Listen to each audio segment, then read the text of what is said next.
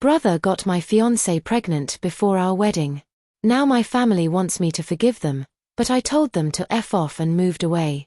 Throw away for obvious reasons. This is going to sound like something straight out of a soap opera, but unfortunately, it's my real life.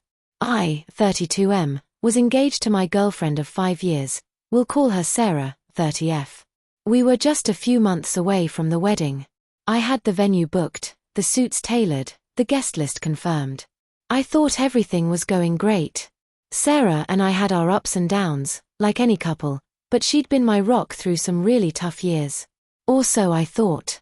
My younger brother Mike, 29M, has always been the golden child. Growing up, I was constantly in trouble for things he did. If something broke, it was me. If we fought, I got grounded. When I graduated college with a partial scholarship, my parents barely acknowledged it. Mike got into community college for a semester and they threw him a party and bought him a car. Mike's always been a screw-up with a smooth talker's charm. Failed businesses, bad debts, freeloading, yet my parents kept bailing him out. Meanwhile, I worked 2 jobs to get through school and build a stable career. It never mattered.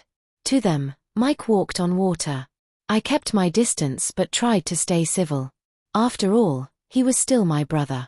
I even let him be my best man. That was the biggest mistake of my life. A few weeks ago, Sarah was acting off. Distant, jumpy, always on her phone. I asked her about it. She blamed wedding stress.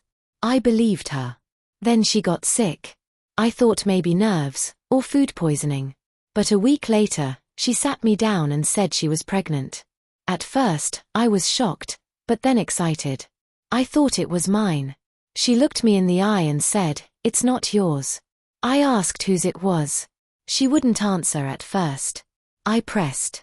She broke down crying and said it was Mike's. Apparently, it had been going on for months. It started during a fight Sarah and I had last year. She turned to Mike for support, and one thing led to another. It didn't just happen once. They'd been sneaking around behind my back, even while I was planning the wedding. Even while Mike was pretending to be happy for me. I don't remember much after that. I saw red. I went straight to my parents' house and confronted him. He smirked. Said it just happened and that he didn't mean to hurt me. I punched him in the face so hard he needed stitches. I don't regret it. I kicked Sarah out the same night. Called off the wedding. Cancelled everything. Packed up my life and moved to another city a week later. Now my parents are blowing up my phone, telling me to forgive them. That family is family and I'm being immature. That Sarah is pregnant and needs support. That Mike feels bad. I told them all to F***K off and blocked their numbers. I don't know if I'll ever be able to forgive this. The betrayal wasn't just from one person, it was from everyone I was supposed to be able to trust. Update: thank you to everyone who reached out after my first post. I didn't expect it to blow up like it did. Reading your comments made me feel a little less crazy, and a little less alone. I wish this story ended there, but unfortunately, it doesn't. About 2 weeks after I moved to a new city, I got a letter in the mail. Handwritten. No return address, but I recognized the handwriting. It was my mom's. It started off like a guilt trip. "We raised you better than this, you can't turn your back on your family, Sarah is struggling." Then it shifted tone. She said Mike and Sarah wanted to talk to me.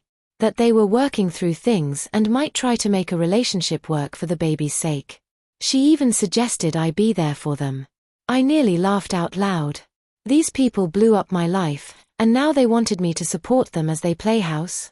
A few days later, I got a message request on social media. It was from Mike. I don't know why I didn't block him earlier, but I opened it. The message: "Hey man. I know things got crazy.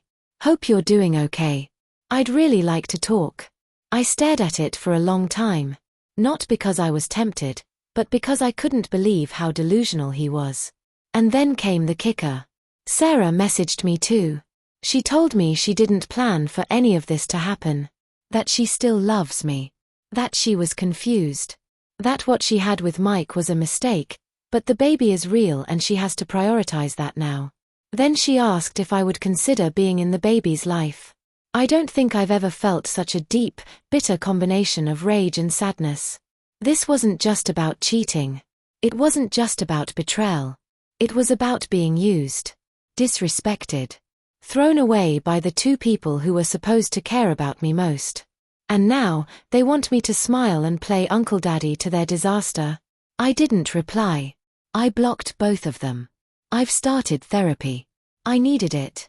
For years, I internalized the feeling that I wasn't good enough, because my parents made sure Mike was always number one. This just confirmed everything I feared growing up. But you know what? That cycle stops with me. I may have lost my fiancé and my family, but I'm gaining something else: peace, clarity, control over my own life.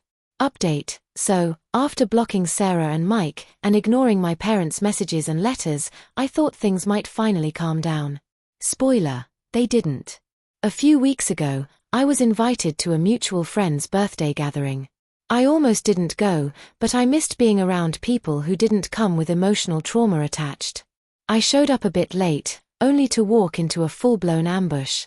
Guess who was there? Mike. And Sarah. She's visibly pregnant now, which made the entire thing feel even more surreal.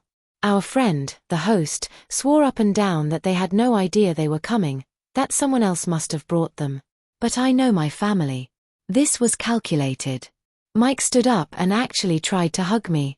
I stepped back, told him not to touch me. He had the audacity to look hurt. Then Sarah approached and said she thought enough time had passed and we could all talk like adults. I said, adults don't sleep with their partner's sibling and then ask him to babysit. The room went dead silent.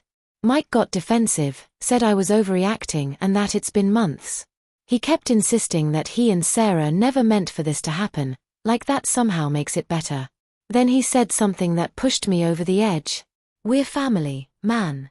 You'll come around. You always do. It was like he expected me to forgive him. Like he still believed he was entitled to my patience, my support, my forgiveness, after destroying everything. I lost it. I didn't punch him this time, but I did rip into him. In front of everyone. I laid out the full story, the cheating, the lies, the manipulation, the messages they sent afterward. People were stunned. One friend walked Sarah outside. Another told Mike to leave. After they left, the host apologized again. I told them not to worry, it wasn't their fault. But it was the last straw. I cut off everyone who tried to act neutral about it. Anyone who said, but he's your brother, or maybe Sarah just made a mistake, gone. If you think betrayal on this level is something you get over, then you don't belong in my life.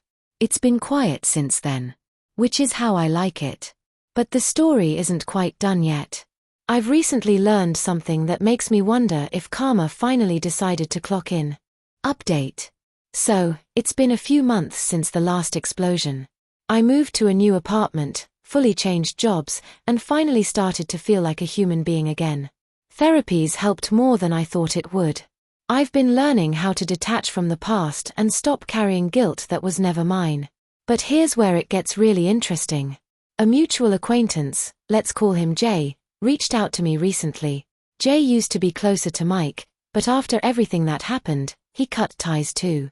Apparently, Mike didn't take the whole being cut off by his older brother and most of our social circle thing too well. Turns out, Mike and Sarah aren't doing so hot. According to Jay, Sarah moved in with Mike shortly after I left town. At first, they tried to play house, posting cutesy photos on social media, trying to spin the narrative like they were meant to be all along. But things went downhill fast. Why? Because Sarah found out Mike was cheating on her. With not one, but two other women. One of them was someone from her own friend group. Apparently, she confronted him, and Mike, true to form, blamed her. Said she pressured him into a relationship by keeping the baby. Then he started dodging appointments, disappearing for days, even suggesting she should get a paternity test. Yes, really. Sarah is now living back with her parents, and from what Jay says, deeply miserable. Mike. He's been couch surfing and trying to start another business venture. Spoiler, it's already failed. And Mom and Dad. They're still trying to spin it like Mike is just going through a rough patch. But here's the part that really hit me. Jay told me that Mike has been telling people he misses me. That he never thought it would cost him this much. That he didn't think I'd cut him off for good. He genuinely believed I'd forgive him eventually. Here's the truth, and I hope somehow he reads this one day. You don't come back from this. You don't sleep with your brother's fiancée, blow up his life, try to spin it into your own happy ending, and expect a second chance. Especially when you were handed chance after chance growing up, while your brother had to fight for scraps. I may have walked away with nothing. No fiancé. No family. No closure from the people who hurt me. But I walked away with self-respect. And honestly, that's worth more than all of them combined.